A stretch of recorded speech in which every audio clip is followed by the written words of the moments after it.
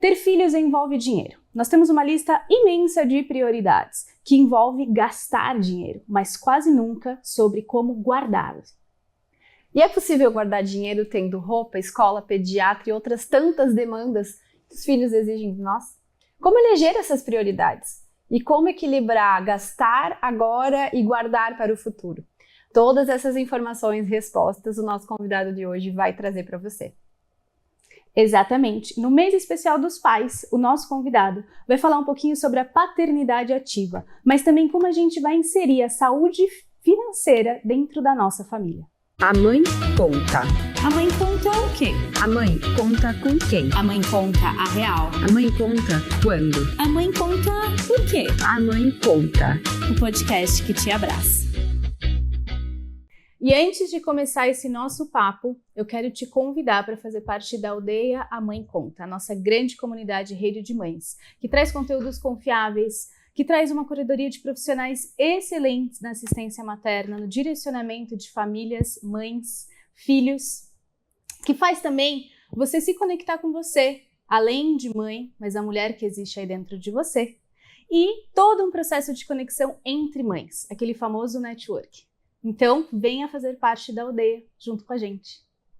E estamos aqui com o Thiago Godoy, o papai financeiro. Que famoso honra. Papai financeiro. E que honra, pai, pai da Angelina, pai do Antônio, que na verdade a gente está gravando esse episódio antes do Antônio nascer, mas ele já vai ao ar especial Dia dos Pais, para trazer aí uma pergunta que poucas pessoas fazem. Quando nasce um pai, Thiago? Muito obrigada por estar aqui. Queremos trazer a tua história da paternidade ativa, desse quando nasce um pai. Assim é no parto também? Olha só, boa pergunta. Obrigado pelo convite, Ale, Carol. Prazer estar aqui com vocês. Oi, pessoal, para essa câmera aqui, né? Legal, boa. Prazer estar aqui. Eu adoro falar sobre esse tema, porque é um tema recente na minha vida. O pessoal pergunta assim, papai financeiro... Eu sempre falo assim, não esqueça que papai vem antes de financeiro, porque o papai é o papel que é um papel mais recente. A minha filha, né, tem 4 anos e meu filho, enquanto vocês assistem esse episódio, terá um mês. Nossa Mas Senhora. ainda não nasceu, vai nascer. E, cara, essa coisa realmente, é claro que isso é um pouco óbvio, mas a mulher, ela tem aquela relação com o bebê ali na barriga, que vai crescendo ali dentro dela, aquele amor já vai sendo construído dentro dela. E, né, para mim, né, com a minha filha, eu, claro, fui me criando ali naquela situação junto com a Isabela, com a minha mulher. Só que, de fato, quando a minha filha nasceu e eu vi ela, quando eu vi ela primeiro, inclusive, que a minha mulher, porque ela fez cesárea, e quando saiu, levantou assim, eu vi aquilo ali, eu comecei a chorar, igual uma criança. Chorei mais que ela, cara. Eu chorei mais que a minha mulher. Assim, que eu acho que a adrenalina ali dela também, né, é bem diferente. E eu acho que nasce um pai... Assim, claro, quando eu vi assim, minha filha, é inexplicável, uma sensação que eu nunca quero esquecer. Assim. Eu peço todos os dias para nunca esquecer qual que é a sensação que eu tive ali. Mas eu acho que nasce o pai quando a gente está disposto a realmente... Acho que vai nascendo, vai sendo construído. Eu todos os dias me conecto com a minha filha, na medida do possível, o maior tempo possível que eu consigo ficar com ela. Eu aprendo muito com ela, então eu acho que é uma construção. E é uma jornada que eu tenho sido, assim, um aprendiz também. Ela me ensina muito, eu aprendo muito todos os dias. Então, acho que o meu pai vai nascendo, assim. Eu estou um pouco emocionado agora de responder essa pergunta. Mas assim, de forma bem objetiva, acho que quando eu vi a minha filha, assim, caiu a ficha mesmo. Caraca. Sou pai, né? Porque eu acho que demora um tempo pra cair essa ficha. Às vezes eu olho pra ela e falo assim, nossa, essa é minha filha. Eu fico perguntando. Assim, é um pedaço de mim. Filha, né? E aí tem horas que ela faz coisas que eu vejo, cara, isso aí sou eu. Tem horas que ela faz coisas que eu vejo, não, isso aqui é a mãe dela. Isso aqui é a avó dela, tá? É muito louco. É uma coisa construção. genética, né? E daqui a pouco você vai ter mais uma experiência, hein, Thiago? Então, pois é. Depois você conta pra gente se foi Mas é mais diferente. tranquilo, assim, é claro que também são contextos diferentes, né? A minha filha, a Isabela, engravidou na pandemia, em outubro de 2020. Então, no auge da pandemia. Uhum. E é uma coisa muito nova, então aquela expectativa ali foi acontecendo. Eu acho que no segundo, você já viveu aquilo de uma certa... É outro contexto também, né? Não está a pandemia mais. É diferente, a gente está mais experiente. Então, Com certeza, é outro pai. Eu tranquilo, sempre assim. falo assim, o meu segundo filho, a gente se culpa porque a gente não conseguiu fazer tudo que a gente fez no primeiro, de enxoval, de Total. Nossa, a gente de já tá meio fotos, assim, de quartinho. é E verdade, o segundo só tem que tirar vai mais sobrevivendo. Mas também você aprendeu que, assim, um monte de coisa que você fez pro primeiro importa muito. E você. Mas não o faz segundo, muita diferença. Aí você fala, Não é não tão vou fazer. efetivo, Isso, né? não vou Verdade fazer essa. pro segundo. E o segundo, ele encontra pais mais maduros, mais conectados. E mais cansados também. Mais cansados, com certeza. A mãe, principalmente, né? Eu acho que tem uma coisa muito forte no papel de pai, do começo, principalmente ali, né? Que é muito desgastante para a mãe. É estar mais até atento à mãe do que à criança. É claro, a gente vai estar atento à criança o tempo inteiro, só que Tem mais mãe, olhar para a criança. E quem cuida da mãe, né? Uhum. Então, todo mundo está preocupado com o bebê, todo mundo está olhando para o bebê e a mãe, nossa, é uma coisa absurda. E entrando um pouco mais nessa questão da paternidade ativa, assim, esse cuidado, você traz muito isso, assim, a sua família é o seu maior bem.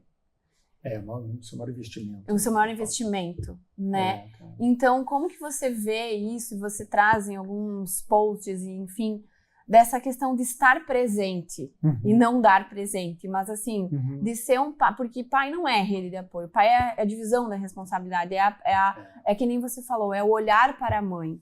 Então, tem muitas famílias que estão nos assistindo, muitas mães e pais também, no Dia dos Pais, assim, trazer a importância dessa paternidade realmente presente nessa construção dessa família. Sim. Assim, eu não sou o dono da verdade, nem pretendo ser. Acho que o que eu digo é relativo à minha experiência, ao que eu tenho vivido.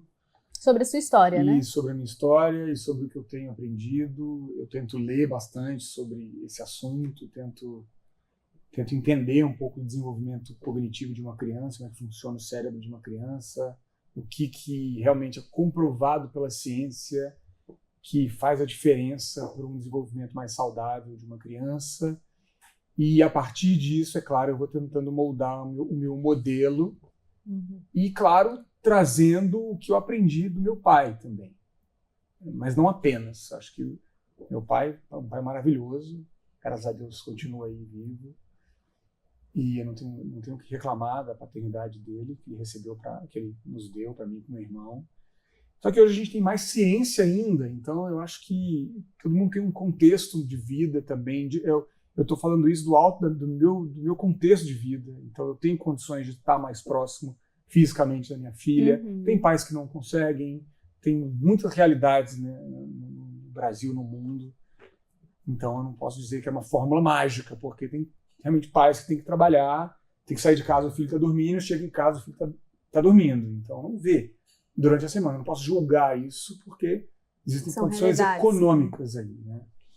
Agora, claro que existe também a sua boa vontade de querer estar e fazer questão de estar, né? Tem o cara também que poderia estar com o filho, mas está ali assistindo futebol com os amigos, está jogando futebol com os amigos, nada contra, mas tem que estar presente. Eu acho que uma coisa que eu aprendi sobre o desenvolvimento cognitivo de uma criança é que a presença paterna, fisicamente, o suporte financeiro é importante, mas o suporte emocional é essencial para o desenvolvimento da criança. Se o pai não está próximo, a criança tem um desenvolvimento comprometido. Isso é comprovado. Isso não é minha opinião. Isso é comprovado, né, pela neurociência, pelo desenvolvimento cognitivo. O que o cérebro de uma criança de até 36 meses, eu estudei bastante essa parte do que chamam de Early Childhood Development, né, é o desenvolvimento da primeira infância, que são os 36 meses de desenvolvimento. Tem um ganhador, inclusive, do Prêmio Nobel, que é o James Heckman, ele estudou o quanto que você investir de atenção, cuidado, educação nos primeiros 36 meses, contato com a família, o quanto que isso transforma o cérebro da criança e ela tem comprovadamente muito mais condições de ser um adulto saudável, equilibrado, pleno das suas capacidades cognitivas, né? Então, de novo, não é um machismo meu, é com base no que eu tenho estudado e o amor, a presença, o contato, o suporte à criança e à mãe não é uma escolha, é uma obrigação de um pai. Ah, mas você parou do... Cara, dá o seu jeito, você é adulto, dá o seu jeito, esteja próximo dessa família, porque isso vai ser determinante para o desenvolvimento saudável de uma criança. E hoje tem uma questão que você também colocou, assim, se o pai pega o filho e vai fazer um passeio no parque, nossa, que super-herói, que bacana. E a mãe, se fizer, se você vê a mãe brincando, não faz mais que obrigação. Nossa, isso aí é machismo. Exato, né? A gente ainda vive nessa questão, se o pai paga a pensão é porque ele é legal, mas a mãe trabalha fora de casa, dentro de casa é porque precisa. Então, como é que você vê isso, assim? Como é que você traz isso na roda de conversa ou, enfim, essa discussão de que não existe essa obrigação, quer dizer, a obrigação é os dois estarem presentes, não é porque o pai é um super-herói só porque ele anda de bicicleta no final de semana com o filho. Isso é uma construção cultural do machismo e que está aí presente, onde a gente realmente vai suavizar qualquer comportamento do homem em relação à paternidade, porque assume-se que esse homem trabalha para pagar as contas. Só que isso é uma grande falácia. 93% dos lares brasileiros, a mulher ou contribui parcialmente ou ela contribui integralmente. 40% dos lares são chefiados. Na verdade, o dado certo é que mais da metade, 50 e poucos por cento dos lares, são com uma presença financeira da mulher total ou maioral. As mulheres, em outras palavras, a maior parte dos lares são as mulheres que estão pagando a conta. Então, esse papo do homem provedor, isso é dos anos 50. Na prática, na realidade, olha os dados, não estou mentindo, quem paga uma boa parte dos custos é a mulher. Então a gente tem que parar com essa ideia de que o homem ele não tem que participar, aí a mãe que faz, está tudo com a mãe, e o homem se exime dessa responsabilidade porque ele vai ser validado. Vai ser validado pelos amigos, vai ser validado pela mãe dele, que muitas vezes é uma baita de uma detratora da qualidade de vida da família desse cara, porque ela vai ser contra o que a mulher ou a ex-mulher está falando. A mãe vai lá e passa. E o cara não abandona a mãe, né? Ele coloca a mãe em prioridade, não coloca a mulher dele, o filho dele, a filha dele em prioridade. Bom, é um grande a mãe sistema, é mãe é mãe, mas se você criou uma família, quem depende de você tem que ser a sua prioridade. Essa é a minha visão, tá? Você tem uma família, você tem uma mulher e filhos. Os seus pais, é claro que você vai dar suporte, você vai cuidar, você vai... Só que a sua prioridade não é a tua mãe, é a tua mulher, teu filho que dependem de você. Mas a minha mãe não tem condições financeiras e tal. Tenta ajudar se você pode. Agora, você tem a obrigação, se você tiver que escolher, se tiver uma escolha assim, eu estou dizendo que é uma hipótese, tá, gente? Não me cancelem. Tá? Se você tiver uma escolha, senão eu tenho que escolher, ou vai faltar dinheiro para minha mãe, ou vai faltar dinheiro para minha mulher e minhas filhas. O que você vai escolher? Pensa aí.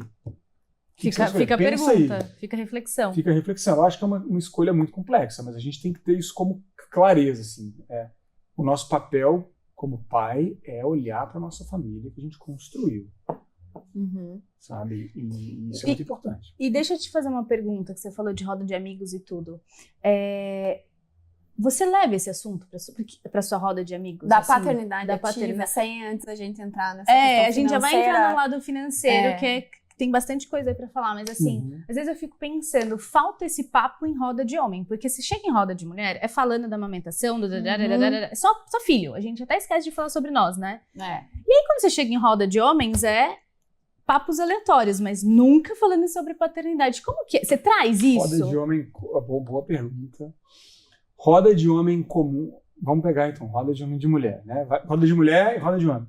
Roda de mulher. É isso que você falou. Como é que tá o filho? Ai, Como é que tá o filho? Nossa, eu Noite tava assim, comendo claro, mal, não consegui. E tal. E qual escola que você vai colocar? E o pediatra? O pediatra. Conversa. E esse comportamento. Roda de homem. Bom.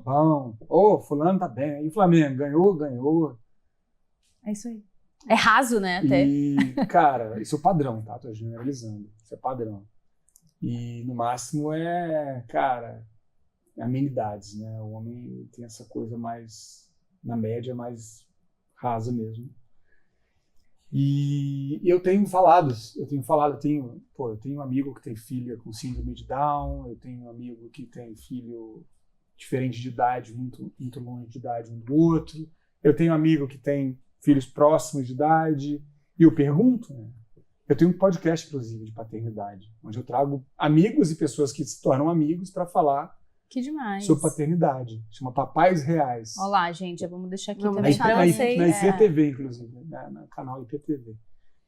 E eu uso esse momento para ser minha roda de conversa com amigos e com ainda não amigos, para perguntar mesmo. Eu aprendo mais que todo mundo, porque a maioria já é pais de filhos mais velhos do que os meus, né? E eu, cara, como é que foi a dificuldade, como é que foi o desafio de você trabalhar, como é que foi quando, sei lá, você teve um perrengue financeiro.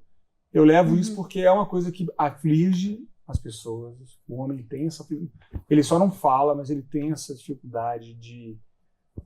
Cara, como é que eu posso ser um bom pai? Claro que Ninguém tem. responde isso pra ele, cara.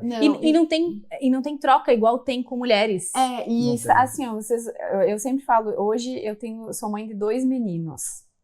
Você vai ser pai, quando esse episódio for frágil, você já vai ser, mas ele vai nascer de um menino e de uma menina. E eu digo que tá muito na nossa responsabilidade, eu falo muito isso pro Shane, meu marido. Que homens que a gente quer criar. Sim. Sobre essa questão do falar, do expressar sentimento, de validar desde pequeno. Exato. E também de varrer a casa, de ajudar a lavar a louça, de trazer isso pro nosso universo. Porque eles vão ser, talvez, não sei com quem que eles vão casar, mas eles vão cuidar de um lar. Um dia eles vão sair de casa, né, Tamara? A gente pensa, né, de tomar... Ser independente, né? Independente, mas assim, ó, de trazer isso, vocês como pai e mãe de um futuro homem, que vai trazer, quem sabe um dia vai ter filhos, e trazer essa questão, né, esse respeito e essa paternidade, e de falar sobre isso, de trazer, é uma geração que está na nossa responsabilidade. Demais. É uma quebra de ciclo. A gente tem que ter consciência que a gente está criando o marido de alguém, o pai de alguém, a mãe de alguém. Exatamente. Total. E voltando nessa construção aí machista, né? Eu como homem criado nesse contexto, meu pai não era assim com a gente quando era criança, mas tinha aquele amigo que chegava e falava aquelas piadas machistas assim, que você fala, cara, não pode ser possível. Eu me lembro de ser criança e me sentir constrangido, assim, sabe? Tipo, 8 anos de idade, e aí, quantas namoradas você tem na escola? Aí eu olhava para eles, cara, não tinha nenhuma, óbvio, eu tava jogando bola aí nessa idade, então... Você estava brincando nessa idade, criança. Né? E o cara, quantas namoradas você tem na escola? Então, o estímulo é, putz, você vai ter uma namorada só? Não, você tem que ter várias namoradas. Então já cria o cara para ser galinha. Aí você vê um moleque de 16 anos sendo galinha, você fala, pô, por quê? Porque ele foi estimulado a isso. Eu tinha amigos que o pai levou na casa de baixo meretrício, para não falar outro nome, né? No prostíbulo mesmo, não sei se pode, a palavra vão cortar. Mas levou com 14 anos, cara. Que era assim, como provava... Meu pai, obviamente, nunca teve essa visão, a gente nunca foi criado. Mas existe, e até hoje você sabe que existe isso, né? Se você abrir o TikTok aí, abrir uma rede social, você vai ver muito conteúdo misógino na internet. Triste de ver isso. Hein? Diminuindo a mulher. Eu vi outro dia que era um capacete e uma panela de pressão. Aí falava proteção do homem e da mulher. Capacete de moto e uma panela de pressão virada como se fosse um capacete. Cara, conteúdo na rede social, se você abrir um moleque de 13 anos, se ele estiver ali sozinho consumindo isso, não tiver uma curadoria, um acompanhamento, e não tem em grande parte dos casos, esse moleque vai se transformar num misógino, um cara que vai ser o que desrespeita mulheres, o que diminui mulheres. E é o que mais acontece. Eu via esses amigos dos meus pais, alguns, né, um ou outro, que vinham e falavam esse tipo de coisa. Cara, quantas namoradas você tem na escola? É bizarro. Ou você já perdeu a virgindade? Eu tinha 12 anos, 13 anos. Não tinha perdido a virgindade. E eles levavam os filhos para perder a virgindade com 13 anos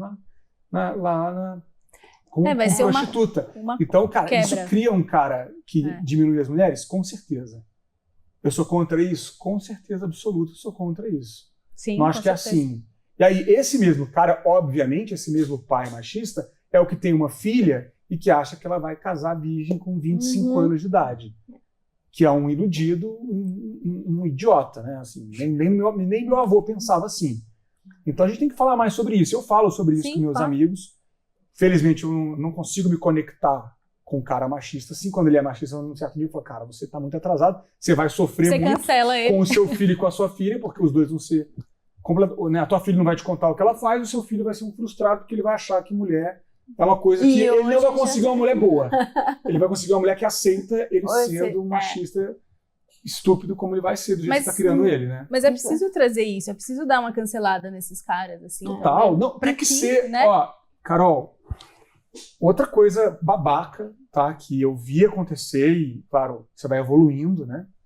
É aquela história. Você vê roda de homem, você falou roda de homem. Tem, com certeza, roda de homem que o cara chega e... Eu vi isso acontecendo não há muito tempo no trabalho. Um chefe chegou na roda, assim, eu era mais novo, né? Mostrou a foto. Olha isso, galera. Isso tem uns, chocante. Uns 10 anos, tá? Uns 10 anos. E, obviamente, na hora que aconteceu isso, eu saí da roda. Falei, não acredito acontecendo isso. Mas esse cara chegou na roda pros moleques, tirando onda com os estagiários, uns moleques de 20 e poucos anos. Um cara já de uns 50. Ele chegou assim, abriu o celular aí, ó. A minha amante. Mostrou o que eu dei pra ela de presente aqui. Mostrou, tirando onda com a menina lá. Como se fosse legal isso, né? O cara tem estimulando. Amante. E os caras rindo e tal, claro, um sem graças, assim, né? Putz, não acredito, né, cara? Que líder exemplar que você é, né? Outros rindo, mesmo achando maneiro. E eu, mais um, outro saiu assim, cara. E qual que é o ponto? Por que esse cara faz isso? Porque os outros estão rindo, achando bonito. Se você olhar para o cara, né, e eu já falei isso para amigo meu, cara, isso é muito escroto que você tá fazendo, cara. Isso é muito babaca. Assim, não é legal. Porque eles precisam ouvir de homens, não de mulheres. Se você tá fazendo isso, cara, com a tua mulher e tá contando pra mim, eu acho que você precisa de ajuda, assim. Você não tá feliz. É uma fuga. Você tá querendo que eu valide. Mas eu não vou validar, porque eu não acho que isso é legal, cara. Você não vai conseguir nada legal com isso na tua vida. Não vai dar certo. Isso não vai funcionar, cara. Você para da tua mulher, sei lá, vai fazer terapia, só vou te dizer que isso daí não é legal. E assim... E as pessoas... E esse tipo de comportamento, quando você fala não é legal, ou estimular uma criança, é namoradinho, uma criança de 5 anos, olha... Você, não é legal. Não é legal. E as pessoas não estão preparadas para isso, né? E não nós... estão. E essa geração nossa, que está estudando um pouco mais e trazendo um pouco mais... Quebrando ciclos, ciclos, tem que estar muito bem blindado e confiante de tomar essa posição, de dizer, não é legal, não tô achando legal. É isso. Picadinha, mas assim... É você ter clareza sobre os seus valores e ter um posicionamento, mesmo que isso vai ferir outra pessoa. E que vai ficar um clima chato, vai ser estranho. É isso, mas isso é muito machismo, isso é muito a coisa de América Latina, tá? Esse papo num país desenvolvido, europeu, até Estados Unidos, Canadá, sabe? Um amigo seu de verdade num país desse, e eu morei nos Estados Unidos um tempo, é tipo de coisa que não aparece numa roda de amigos. Cara, tipo, a galera toda vai olhar assim, caralho, tu é um escroto, cara. E assim, eu acho que a gente tem que falar disso, porque isso é meu filho, vai nascer daqui a pouco, e eu tenho uma filha, então assim, a última coisa que eu quero é que ele se torne esse escroto machista babaca. Isso não pode ser normal, e esse né? Cara, não é normal. Não e assim, pode. Não vou dizer, como se eu fosse imune a tudo isso, tá? Porque eu já tive nessa posição de ser o moleque jovem metido a pegador. E eu me lembro que eu era perdido, assim. Eu era perdido, talvez pra porque você... eu não encontrava assim, não tinha um relacionamento legal. E até para se incluir numa roda. Numa roda, mas é uma fase, cara. Todo mundo passa, muita gente passa, né? Todo mundo passa. Mas um cara mais velho, casado com um filho, a gente não pode aceitar. E tem que ser no homem. Tem que ser no cara que cria, tem que ser na mulher também, porque às vezes a mãe também estimula, né? Sim. O menino de Muitas mães machistas. E muitas vezes isso é uma construção do medo. O cara faz isso, o cara que cria o filho assim, no fundo ele tem um medo que o moleque se torne homossexual. Que e também ele faz é isso pra dizer, valida aí. E aí o cara tem tanto medo, porque ele não é resolvido com a própria sexualidade dele, que ele tem um pavor do filho ser homossexual. É muito louco, né? E, enfim, fica a nossa reflexão desses assuntos. Nesse mês, né, nesse dos pais. mês dos pais, a importância desse papel e de estudar sobre a criação e trazer e mudança de ciclos. Mas, quando você disse o papai vem antes do financeiro, né? Mas e o financeiro, né? A gente vai dar de presente, assim, para essas famílias que estão ouvindo todas essas reflexões, que é importante no papel de pai, de homem, de uma família, tanto pai de menina quanto pai de menino. Mas essa questão financeira, Thiago. Legal. Como que você traz isso? Você pode fazer essa introdução, assim, como que você trouxe isso para a tua realidade de família? A gente tem uma lista de perguntas. Legal, bora. Você quer começar pelas perguntas? Vamos lá, vamos responder aqui. Não, vamos começar falando como é que eu trouxe para minha família, é isso? Isso. Começou, o papai financeiro nasceu quando nasceu a Angelina, ou ele já existia? Então a pergunta é, quando nasceu o papai financeiro? Já foi antes ou depois da Angelina? O projeto Papai Financeiro, que começou com uma página no Instagram, nasceu quando eu fiquei sabendo que eu ia ser pai. Algumas semanas depois. Eu tinha já um Instagram bem pequenininho, sei lá, 4.000 seguidores. Eu falava de psicologia financeira. Muito pouco, fazia conteúdo muito pouco, porque eu estava full time ali, na época na XP, como executivo lá, trabalhava, né, bastante e não era com conteúdo, realmente fazia ali a gestão da educação financeira ali nos projetos que a gente construía na época da XP. Mas já era professor de alguns cursos da XP, estava gostando de fazer isso no online, estava começando a querer mexer com online. Só que eu queria mudar o nome de psifinanceiro para alguma outra coisa, porque eu tinha medo do Conselho Federal de Psicologia me multar, porque eu não sou psicólogo. E aí, quando eu fiquei sabendo que eu ia ser pai, eu comecei a assistir um monte de coisa, vídeo, e aí eu conheci o trabalho do Pianger, sabe?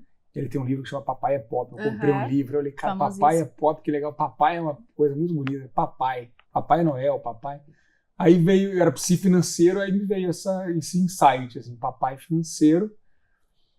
Foi início de 2021, talvez, que eu tenha criado isso. Aí comecei a fazer conteúdo, começou a crescer. Aí eu decidi escrever um livro, fiquei 1 ano e pouco escrevendo, lancei em 2023. Nesse meio tempo, esse livro, Emoções Financeiras, que eu trouxe um para cada uma de vocês duas. O livro entrou na lista de mais vendidos 2 vezes. Comecei a fazer palestra, comecei a crescer no Instagram, aí virou uma empresa, aí eu contratei gente, em paralelo ainda com a XP. Aí no ano passado, meados do ano passado, eu não consegui mais não consegui conciliar. Eu já tinha, o ano anterior, né, 2023, eu já tinha feito mais renda com, né, os projetos do Papai Financeiro do que como executivo. Então eu falei, não, agora é um indicador que eu posso focar nisso daqui. Dá para manter as contas com o que eu já estou fazendo aqui. E claro, já tinha um planejamento financeiro para isso. É importante. Tinha uma reserva bem interessante para conseguir também investir nesse projeto. Mesmo assim, que eu sou um cara medroso, eu não sou aquele cara arrisca, não, eu sou um cara bem assim, conservador até. Claro que hoje, como eu entendo mais, eu consigo, pelo conhecimento, eu consigo vencer o medo, porque eu entendo. Então, o conhecimento, a informação nos traz coragem. Mas mesmo assim, eu fiquei um tempo ainda resistindo. Aí a pedir demissão, fui moldado numa crença de Começar e terminar Empresa, a vida. CLT, crescer na carreira. Eu bato na mesa, né? Desculpa, gente.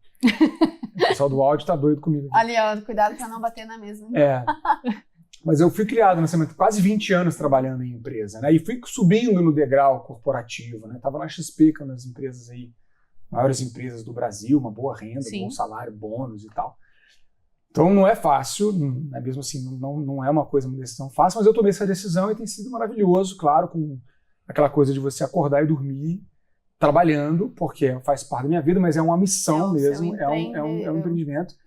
E Papai Financeiro hoje é uma empresa, a gente tem várias, né, soluções, desde palestras presenciais, workshops, eventos de 3 dias, treinamentos comportamentais, financeiros de 3 dias, mentoria de 8 semanas, 2 meses online, mentoria em grupo. Eu tenho planejadores financeiros que a gente treina, que fazem um trabalho 1 a 1 com as pessoas de planejamento financeiro, plataforma que você coloca lá seus dados e tem todo um planejamento financeiro para a tua vida.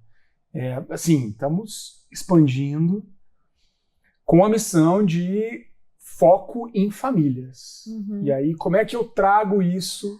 Você chegou a perguntar, pode falar. Pode perguntar. Quando começar a falar sobre finanças dentro de uma família, digo família com criança, para as crianças? Quando? Não entre casais, mas tipo... Independente da formação, do núcleo familiar, né? Como que eu vou falar? Como que eu vou introduzir esse tema? Vamos lá. Família, conceito de família. Né? A gente vai ter o conceito, vamos dizer, tradicional aí. Um marido, uma esposa e os filhos. Não precisa, é também esse conceito, mas é muito mais amplo do que isso. Muito mais amplo, exatamente. Porque existem milhões de tipos de família. Não, eu entendi. Só para dizer assim, como é que começa? Tem uma pessoa morando com outra pessoa, ser humano. Cachorro não, porque ele não vai dialogar em relação a isso com você. Se morar com um cachorro. Mas com outra pessoa, ele é uma família. Já é uma família, exatamente. Eu moro com o meu colega de quarto aqui. Não é uma família, mas você tem que ter conversa financeira. Porque você está dividindo uma casa. Sim, tem custos. Então o cara que fica, moro lá com o seu colega de quarto.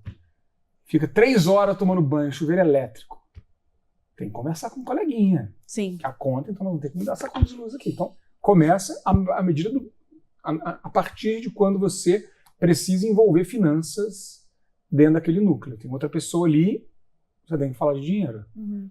Então um casal tem que falar de dinheiro? Tem. Começou a morar, antes de morar junto até. Tá namorando, quer casar?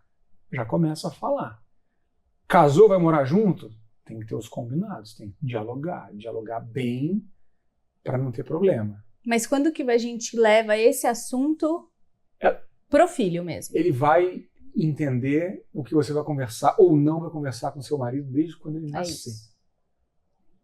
O tema tá... Você não vai levar, você já vai levar. Você vai levar de forma consciente, estruturada e com metodologia, mas você já vai levar muito antes disso, quando o seu filho reparar se você conversa, se você discute, se você tem uma relação legal, ou se você está sempre com um problema, endividado, preocupado, você discute com a tua mulher, com o seu marido, ele vai perceber. O que ele não vai entender ainda exatamente, porque o significado do dinheiro é muito abstrato, até para o ser humano adulto é difícil, porque ele é uma construção abstrata, se você pensar. O dinheiro não tem nada de objetivo nele. Você não come dinheiro. Tô com fome, não vai comer dinheiro. Tô com sede, não vai beber dinheiro. Tô com frio, não vou usar, a não ser que eu deitar debaixo de uma montanha de dinheiro. Ou usar para acender uma fogueira, né? Aí pode ser que eu me aqueça com o dinheiro. Mas ele não tem valor objetivo. É muito importante que a gente entenda isso. Ele tem um valor intangível. Ele não tem um valor tangível. Ele não tem um valor objetivo. É subjetivo. É subjetivo. E parece que não, né? Se a gente pensa. Isso justamente é o que faz ele ser complexo dentro do nosso sistema. Porque, ao mesmo tempo, ele é uma história contada de humanos para humanos e provavelmente é a história mais bem contada de humanos para humanos. Por quê? Porque todo mundo acredita nessa história. Todo mundo. Em qualquer lugar do mundo. Olha, para pensar. em todos os lugares do mundo. Você pensa num tema assim, vamos dizer que você acredita que é muito importante, sei lá, religião. Ok, a gente nasceu no Brasil, a tendência das pessoas aqui é serem cristãs, certo? Uhum. A pessoa que nasceu na China, Também não sei, que mas... nasceu na Índia, É. hinduísta. Hinduísta. Se ela nasceu no Oriente Médio, ela vai ser, né, vai ser do Islã. Tem uma tendência. Não, é cultural. É. Religião é uma questão cultural, certo? Não é Sim. assim, você pode ter a religião que você quiser, independentemente dela, a gente vai respeitar. Só que é uma construção cultural. A gente tem que ter essa consciência. Né? Se você tivesse nascido na Índia, você provavelmente não seria cristã. Sim, é uma... Agora, democracia. Você nasceu no Brasil, você acredita em democracia. O cara nasceu nos Estados Unidos, acredita em democracia. Na China, eles acreditam em democracia? Não. Porque é uma questão cultural. Para eles, a democracia é algo muito menos tangível. Porque a democracia veio, né, da Revolução Francesa. Já existia lá em Roma, mas a construção, né, atual ela veio da Revolução Francesa, lá do final do século XVIII. Ou seja... O Thiago também é cultura. Então vamos lá. Não, é importante a gente mas entender o isso. dinheiro... Então, vamos lá, o raciocínio é esse. Vamos chegar lá. Religião não é universal. A tua crença religiosa não é universal. Não é. Você pode até espernear, mas não é. Uhum. Fato. Ah, mas o meu Deus é o mais importante de todos. Bom, Tudo bem, pra ti. Pra ti, funciona. A gente tem que respeitar que o mundo é muito grande. Tem 7 milhões de pessoas, 8 milhões de pessoas no mundo. Democracia não é universal. Tem gente que não acredita em democracia. Sim. E aí a gente pode falar de 200 tipos de coisas que não são universais, certo? Certo. Dinheiro. Eu chego com um bolo de nota de $100 para pagar um negócio num lugar. Em qualquer lugar. Ou um cartão de crédito que hoje em dia é Mundo cripto, um Bitcoin. É. No mundo inteiro. Cara, não, eu não acredito no dinheiro. Não quero, obrigado, eu passo. O cara da vendinha, o seu João da vendinha, vai te vender um ovo, que tá caro, inclusive, e vai acreditar que aquele dinheiro, a transação, ela é de senso comum. Eu acredito que esses R$100 que você está me dando aqui vai remunerar, eu vou te dar o ovo em troca, Mas... né, o biscoito aí, a barrinha de cereal, e essa transação existe. Então o dinheiro é uma crença universal. E isso é muito poderoso. E isso faz parte também de todo um sistema de tabu, de crença, de necessidade de aprovação, de você se sentir incluído ou não incluído na sociedade. Então, o dinheiro, eu posso dizer que é o assunto mais polêmico Total. que a gente pode trabalhar hoje Mais na polêmico e sociedade. que tem mais tabu também. E Tem mais tabu, porque você não consegue evitar. Você pode tentar evitar falar sobre outros tabus, morte, sexo, política, futebol, inclusive, religião. Você pode evitar falar. Cara, o dinheiro, se você evita falar dele, você vai ter problema, nitidamente. Em algum momento ele vai explodir. Porque você vai estar Mas- colocando debaixo do tapete uma coisa que faz parte do seu dia a dia. E aí os filhos vão ver isso também. E Ou não quando- vão ver, né? e quando fala-se de filhos, é isso que tem uma das perguntas. Quando a gente conversa sobre filhos, né, a gente fala do enxoval, a gente fala da escola, a gente fala do pediatra, a gente fala da roupa, a gente fala do presente, do aniversário do amiguinho, a gente, meu Deus, é tudo gasto, É tudo gasto. Filho é um gasto. Também. Também, Uhum. né? Também. Mas como priorizar esses gastos que você vai ter? Priorizar o gasto do momento, da escola, da roupa, da nananá, Ok. e o futuro, pensar no futuro. Como equilibrar isso? Perfeito. Primeira coisa, e eu tô falando do que eu faço, tá? De novo, eu não sou o dono da verdade. Do que eu faço, que eu oriento as pessoas a fazerem porque funciona. Tem coisa que a gente testa, não funciona. Tem coisa que a gente estuda, que funciona. Né? Eu tô há mais de 10 anos nessa área também. Agora, uma coisa muito importante, se for uma família com um casal que vive junto, ou até separado, tá? Esse combinado do casal é muito importante, porque você tem que estabelecer prioridade. Não dá pra ter tudo, Tem né? que estabelecer prioridade. Por exemplo, lá em casa, escola é prioridade. Então a gente paga uma boa escola. É cara? É cara. É claro que ela não é cara demais para nossa renda. Qual que é o cálculo que eu cheguei aqui? Tá? É claro que vai depender do padrão de vida, da família, mas uma média muito bem segura é entre 20%, no máximo 25% do orçamento da família com escola. Então, se você tem 2 filhos, 10%, 12% para cada um. Certo? Você tem uma renda de R$10.000 líquida, não é legal você gastar mais de R$2.500 de escola. Você pode até gastar mais, mas isso pode começar a comprometer a sua qualidade de vida, porque você tem outros gastos. Uhum. Escola é prioridade, é prioridade. Roupa, lá em casa, não é prioridade. Não quer dizer que minha filha ande pelada. Ela continua andando, a gente vai na lojinha baratinha e compra baratinho. Até roupa, porque perde rápido, né, você fala gente? assim, mas nossa, roupa... poxa, eu poderia comprar uma roupa melhor? Poderia comprar roupas, sei lá, 10 vezes mais caras. Mas o ponto não é esse. Poder e querer. Aí, olha só como é que são as coisas, como é que elas se conectam, tá? A gente colocou ela numa escola muito boa, só que a gente olhou várias escolas, e eu reparei, claro, na metodologia da escola, no ambiente, na estrutura, conversei com a diretora, conversei com a coordenadora pedagógica, mas principalmente eu reparei nos alunos da escola. Eu O andei ambiente que ela sala vai em ter, sala para ver, O olhei ambiente- para ver se tinha relógio caro, olhei para ver se tinha roupa. O ambiente que Que ela isso vai faz a ter. diferença, Não né? tinha um aluno do ensino médio, né? Você tem que pegar, olhar para tudo. Não vi aluno do ensino médio com relógio caro. Só escola cara. Com certeza os pais podem dar um relógio, sei lá, uma joia. Nenhuma criança com uma joia, nenhuma criança com um relógio caro. Todos simples, educados, todos muito, sabe? Pé no chão. Pé no chão. Faz a diferença? No meu sistema de valores faz a diferença. Uhum. Que eu não quero que minha filha vá num lugar onde a criança ostenta coisa. Como tem muita escola aqui em São Paulo, então nem se fala. Sim. E as crianças vão lá, é uma desfile de moda. Não quero. E eu nunca tinha parado pra pensar nisso. Sim, de porque isso se faz olhar, a diferença. Se você põe o teu filho numa escola onde todo mundo ostenta, ela vai ser a próxima a ostentar. Tudo é E ambiente. ela vai te cobrar coisas E que ela talvez vai você te não cobrar. vai poder entregar. Exatamente. Eu não quero. Ela pode comprar as coisas para ela quando ela tiver dinheiro. Ou quando ela começar a ganhar mesada, daqui a pouco ela vai começar a ganhar semanada. A partir Semanada, dos 4 anos ela vai Então, fazer. como é que funciona isso? Vamos falar disso também. Da semanada. Vamos falar disso Ou também. da mesada, enfim, né? Tá. Bom, só para assim, Uhum. para fechar esse raciocínio. Prioridade. Educação é prioridade, mas mesmo na educação eu tenho que escolher uma escola que faça sentido para o sistema de valores que eu quero trazer. Perfeito. Vocês só colocaram na Waldorf. Eu gosto muito, só que a escola que a gente queria colocar longe de casa, aí não dá. Aí eu coloquei numa muito boa também, que não é o Waldorf, mas que tem todo o processo, Reggio Emília, de ensino. Eu gosto muito dessa área, eu estudo educação há muito tempo. Agora, roupa, não. Roupa, não. Viagem, sim, mas precisa de ter luxo. Dá pra ir no simples, né? Dá para ir no simples. A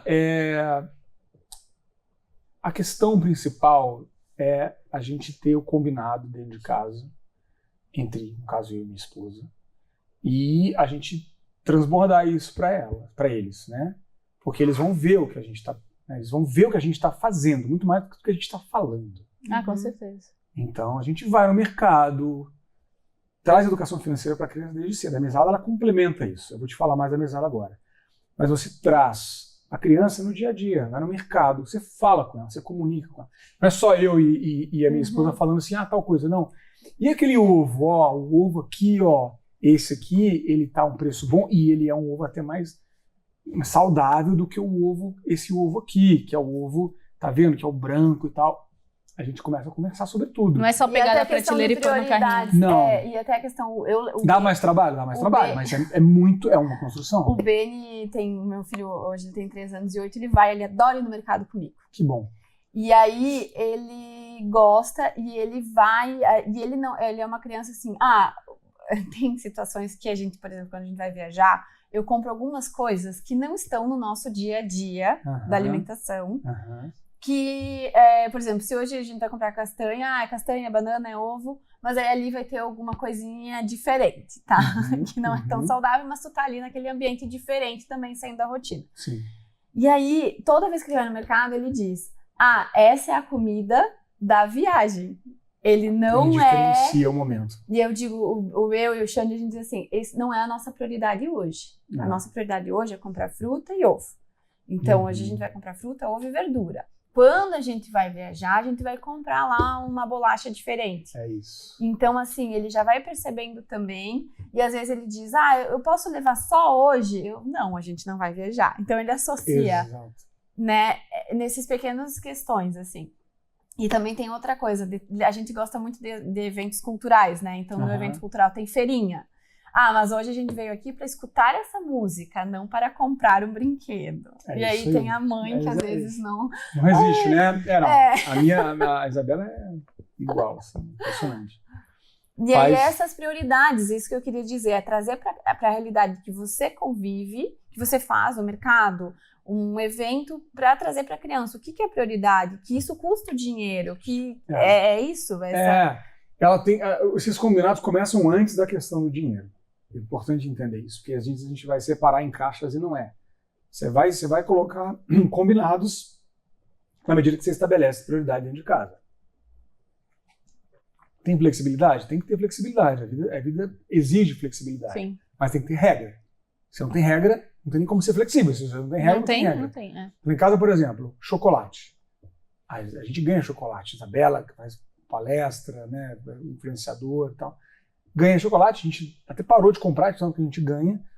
Uma parte eu distribuo, outra parte eu guardo, escondo. Minha filha ama chocolate, só que o dia do chocolate é o sábado. Não pode outro dia, a não ser uma exceção, um aniversário, uma coleguinha na quinta. Pô, não vou falar assim, não come 2, 3 brigadeiros, mas não dá pra encher a barriga de brigadeiros. Então, assim, é regra, é combinado, a gente já combinou, ela sabe que tem regra. E assim vai junto com a questão financeira. Cara, a regra é, não se compra coisa aleatoriamente. A gente tem um caderninho dos desejos, que ela vai colocando lá as coisas que ela quer. Olha que legal, um caderninho do desejo. Muito bom isso. Porque a gente tem a tendência a falar assim, não tem dinheiro. 99% das pessoas, dos pais vão falar, não tem dinheiro. Só que a criança sabe que você vai comprar uma outra coisa aqui, uma outra coisa ali. Ela não entende que você não tem dinheiro para aquilo ali. É só passar o cartão, mãe. A gente não pode esquecer que a criança não entende o dinheiro ainda. Ela vai entendendo durante o caminho e com mais clareza quando ela realmente se vai assim, gente, o cérebro humano se torna maduro. O cérebro humano se torna maduro aos 21 anos de idade. Só demora, né? Começar. A gente acha que um moleque de 13 anos... Não, é uma criança, claro, que está se construindo ali, tem muito mais maturidade do que uma criança de 6. Mas o cérebro humano não tem maturidade espacial, não tem maturidade cognitiva, não tem maturidade de entendimento abstrato. Então, o dinheiro, como eu falei antes, é abstrato. Ele não é algo concreto. A criança não entende o que é abstrato. Se ela te ver comprar uma coisa, ela acha que é só pegar e levar. Por que você não pode pegar isso aqui e levar para mim? É muito difícil. Se você disser não, o que ela entende? Para você pode, para mim não. A criança entende isso, porque ela não entende que tem um dinheiro que você tem que trabalhar. Não entende. Você tem que trabalhar, pegar o dinheiro, e o dinheiro tem um recurso limitado e que você vai ter que priorizar coisas. Se ela estiver comprando que seja um arroz para sua casa e não comprando o brinquedo dela, o que ela entende? Um arroz para minha mãe pode, mas um brinquedo para mim não pode? Então, esse diálogo é muito importante que seja feito, porque senão ela vai realmente dizer que tudo é não para ela. Dizer não para ela, ou não tem dinheiro, ela vai, no fundo, encarar como uma mentira. E não é. É claro que você está dizendo, você está justo no seu lado de dizer isso, porque você não tem dinheiro para aquilo. Só que a criança não entende. Porque é uma construção. Isso é mimimi. Na minha época, meu pai falava tal. Você pode pensar isso. Você pode entrar no ciclo de pessoas que acham que estudar o cérebro humano e entender com mais profundidade e trazer respostas mais adequadas à evolução, você pode achar que isso é mimimi ou pode achar que isso é você dar melhores respostas para problemas que se arrastam, porque há 50 anos as crianças apanhavam na cinta.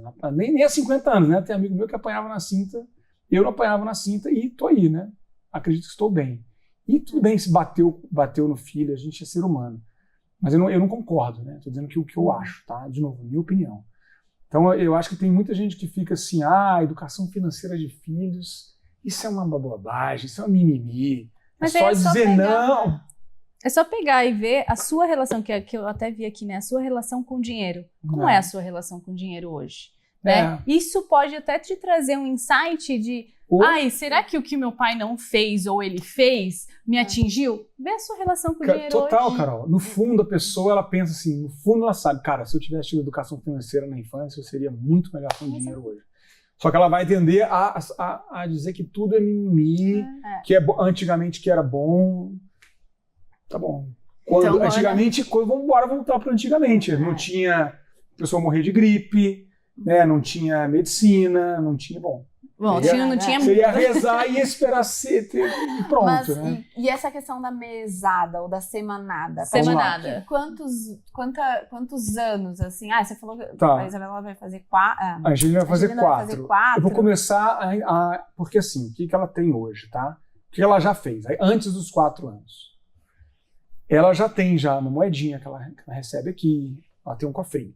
Uma moedinha. Ela vai ver na moedinha, a gente pega, vamos comprar um negócio? E quantos anos você começou esse cofrinho dela? 2, mais ou menos. Mas Quando ela começa a falar, E aí você ia ela falando... começa a falar com 1 ano, mas assim, quando ela começou a trocar.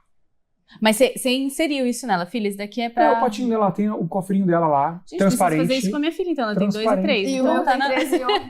Então tá na hora, então. Gostei. Dá pra você ir, ela não entende aquela moeda, pra ela é só um brinquedinho, né? Ela não entende. Só que ela vai começar a entender que aquela moedinha ali, junto com um pouco de moeda, equivale a uma outra coisa. Uhum. Então pode sair um brinquedo dali. Então ela vai entendendo que juntar aquela moedinha ali é um processo que ela vai aprendendo que, juntou mais, tem mais, agora vamos trocar por alguma coisa. Então ela começa a entender a relação de troca. Show. É o primeiro passo. Existe uma relação de troca. Não é ir lá na prateleira e Como pegar. era antes que, né, a gente trocava um saco de arroz Sim, por um escambo. saco de feijão, por uma concha, né, Ela vai entender esse Escambo. pensamento universal de escambo. que é de escambo. Isso é natural do ser humano desde quando a gente não sabia nem falar. A gente, né, Sempre o fez. escambo a gente fazia desde os primórdios das cavernas. Trocava um negócio por outro. Uhum. E é muito interessante entender que o ser humano ele tem esse cérebro primitivo, né? Então, Lógico, o primitivo é mais importante para você entender a lógica de troca. Como ela vai entender outras lógicas de troca, né? Se eu comer tudo, eu como chocolate no sábado. Tudo tem uma consequência ali. Causa e consequência. Essa correlação é muito importante, dá para você começar com o dinheiro desde pequenininha. Só que ela não tem maturidade ainda para poder fazer uma mini gestão daquilo. Com 4 anos, ela está começando a querer ter. Aí o que você pode começar a fazer? Oficialmente, oferecer uma semanada para ela. Depende da maturidade da criança, depende muito de como é que você foi preparando ela.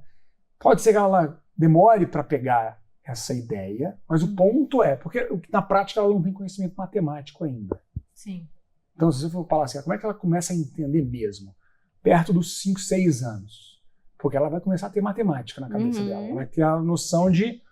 Ela tem uma coisa mais rústica de saber que 1, 2, ela conta. Então, essa numerácia que a gente fala, né, que é a capacidade de ter mínima habilidade com o número, começa mais um processo de alfabetização e tal. Só que dá para ela começar com 4, você começa a oferecer uma semanada. Então ela põe R$2, que seja R$5. A diferença é que você está colocando agora um período no negócio. Você coloca lá R$2, ou R$5, ou R$10, e ela sabe que quando ela tiver 20, que é essa semana mais a outra, dá para ela comprar um brinquedinho. Ela começa a entender isso. Mas essa semanada, ela vem... ela vem todo sábado, vamos supor. Sábado é dia de chocolate e dia de ganhar 10 moedinhas de R$1. Tá. Ou R$10. Mas ela não entende. Ela entende mais a quantidade. A quantidade. Ela não entende então, uma nota de R$10. Ela não entende que uma nota de 10 vale mais do que Tá. 10 moedas de... Até porque ela de pode 9. rasgar. De uma criança, né? Ela não Pintar, sabe muito desenhar. Mas É. eu digo assim, mas aí ela tem atividades pra fazer ou é simplesmente a gente vai lá e entrega R$10 na... Tem uma 10, troca pra ela tem ganhar uma troca também? pra ela ganhar ou não? Guardar os brinquedos, escovar os dentes. Esse é um ponto importante. Porque assim, se você fizer isso, você vai ganhar aquilo. Senão... Então, isso é um ponto muito importante. Por quê? A criança precisa, independentemente da questão financeira, aprender que ela tem um papel naquela casa.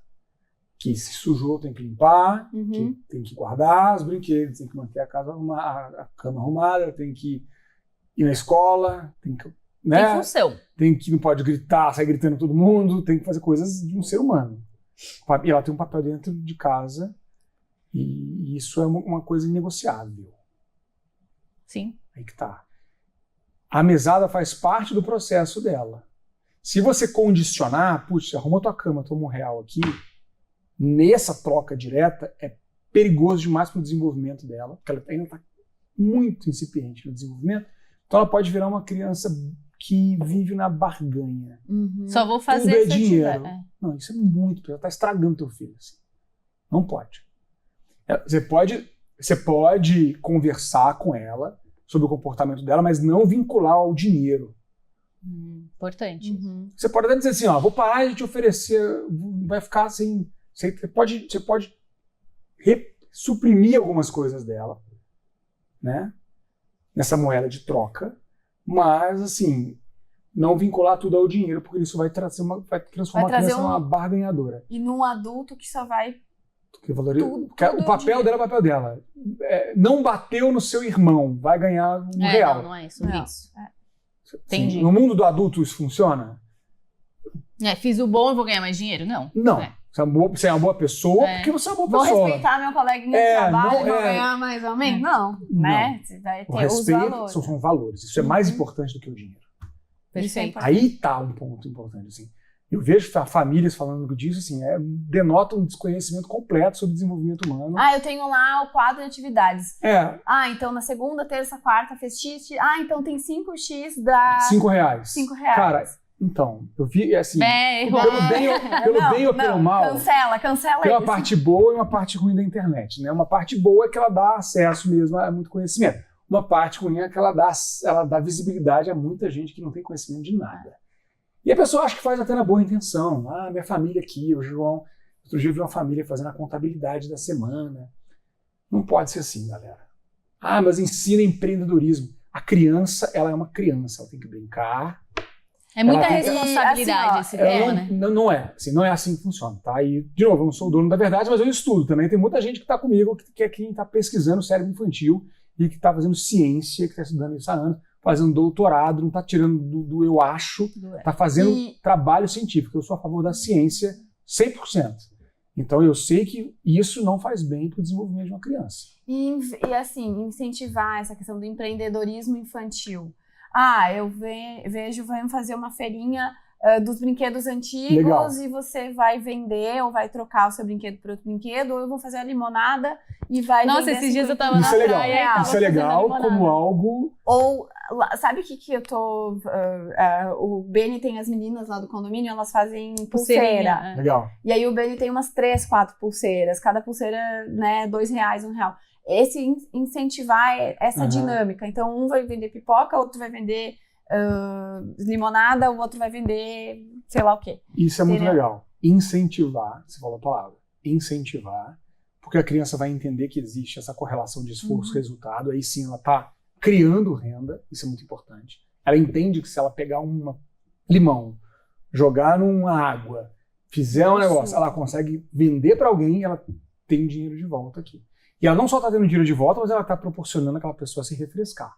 Então faz parte do processo inteiro, não é só o dinheiro. Muitas vezes a pessoa foca no dinheiro. Não. Poxa, você está colocando ali sua energia, fazendo um brigadeiro, uma pulseira, está se desenvolvendo ali. Não é qualquer coisa para ganhar dinheiro. É fazer uma coisa que ela vai ter uma conexão. Poxa, eu acho mó legal fazer essa pulseira, hein? Ainda vou lá e vendo. Então isso é muito importante se for feito no processo como um todo. Não é obrigar, tem que fazer alguma coisa para fazer dinheiro aqui.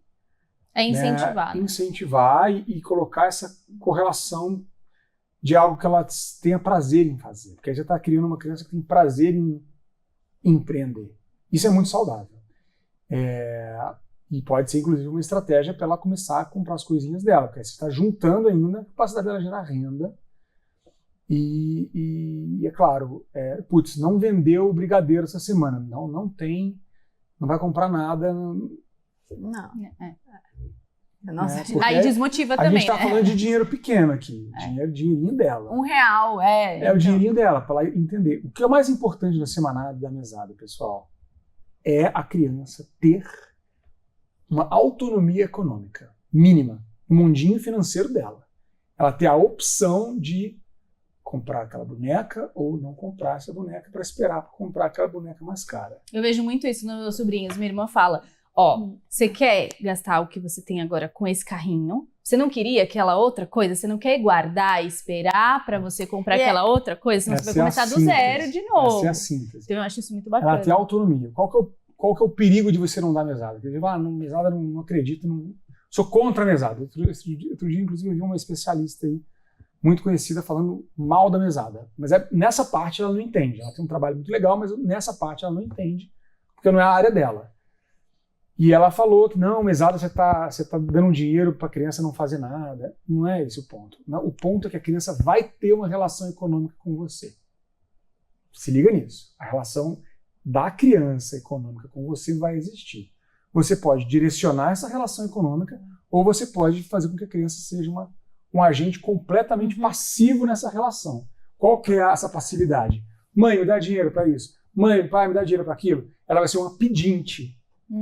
Então, não dar mesada significa criar uma criança pedinte, porque ela vai te pedir o tempo inteiro. Você pode dizer não para ela o tempo inteiro, e isso não vai ser bom. Ou sempre ceder também, né? Ou sempre ceder, que é pior ainda. Dá dinheiro o tempo inteiro, dá tudo que ela quer, e ela não vai valorizar, porque ela não entende. Uma caneta ou um celular é a mesma coisa. Ela pediu, ela teve. Ou ela não teve. Ou ela vai ficar totalmente na escassez, ou totalmente na falsa abundância. Nessa falsa abundância. E faz sentido isso? Faz, total. Então, você total, dar o recurso para ela, você está dando o intermediário. Ela vai ter que olhar, ela vai ter que comparar. Ou você dá o recurso da mesada e também você incentivar essa questão dela pensar em produzir algo para vender, para ter esse dinheiro, para ela trocar por algo que ela queira. Ou você pode também dar uma contrapartida, um presente mais caro. Só que ela vai ter que esperar.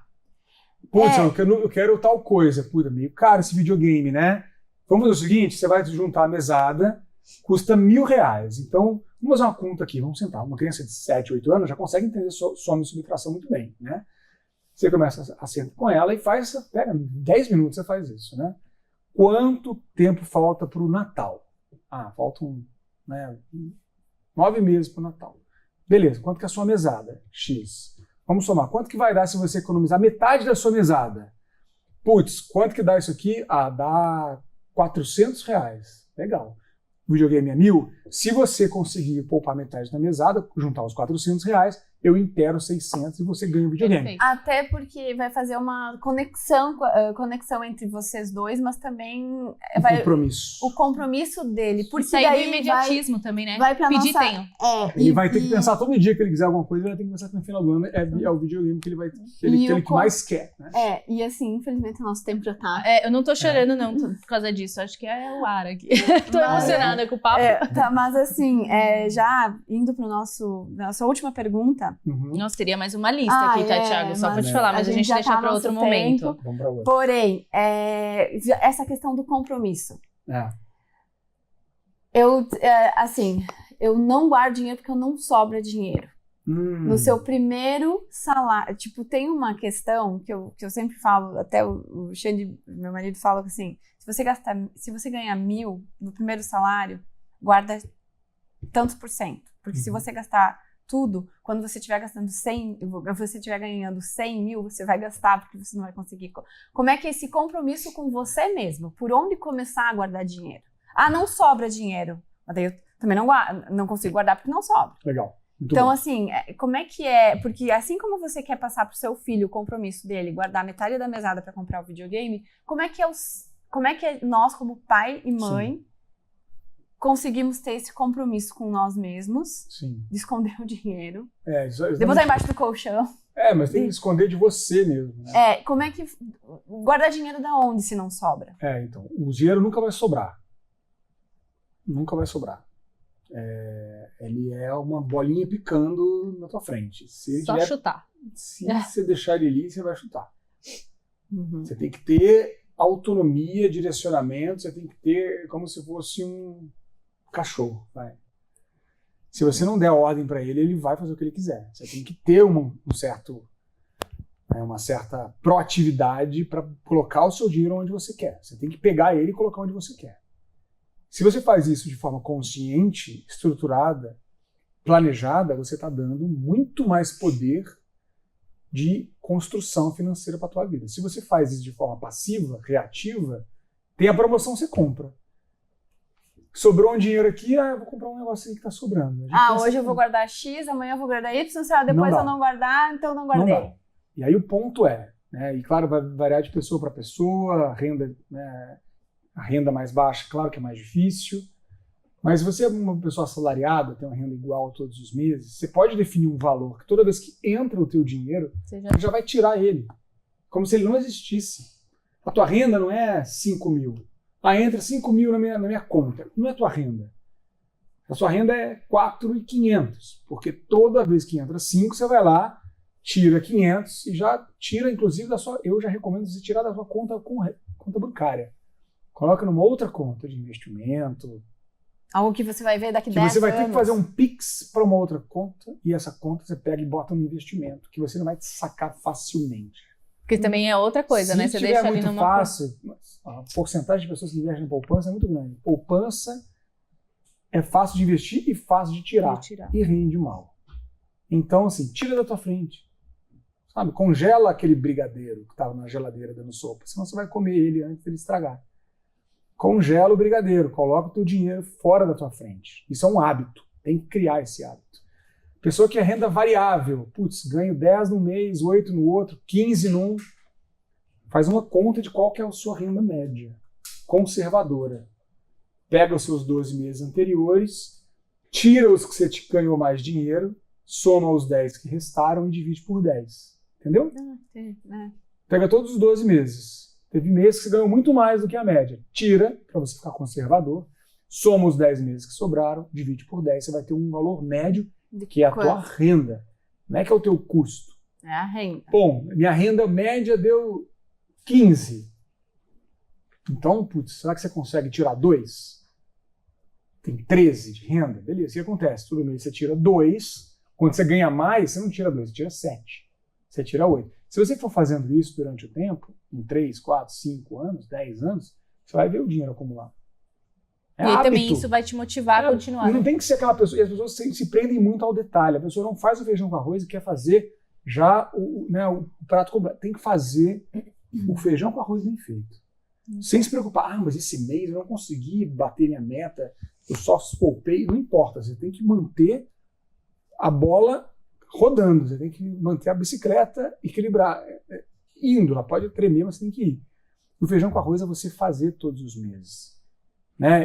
Eu, por exemplo, que tenho uma empresa, tem mês que eu tenho um lucro muito maior do que o outro. Cara, eu pego tudo e invisto. E essa questão até do... Claro, depende da pessoa, mas assim, você é autônomo. Pô, eu tô autônomo. Cara, um mês você fez mais, cara, tira tudo, coloca o máximo que você conseguir. Quanto que eu tenho que investir? O máximo que você conseguir. O máximo que você conseguir é fazer esse equilíbrio entre o que você gasta e o que você ganha, colocar um padrão de vida realmente abaixo do que você poderia pagar. Isso é uma regra. Né? Não gastar tudo que ganha. Mas pensa numa pessoa rica. Qual que é a pessoa rica? A pessoa rica é a que não consegue gastar o que ela ganha. Ela tem tanto, mas é só essa pessoa? Ou a pessoa que ao longo do tempo também, né, também abaixa esse padrão de vida, ela vai conseguindo acumular, chega em algum momento, ela está super folgada financeiramente. Ela é rica, ela tem condições de ter escolhas. Ela pode comprar um jatinho? Não. Então só é rico quem tem jatinho? Não é relativo essa coisa de rico ou não é rico?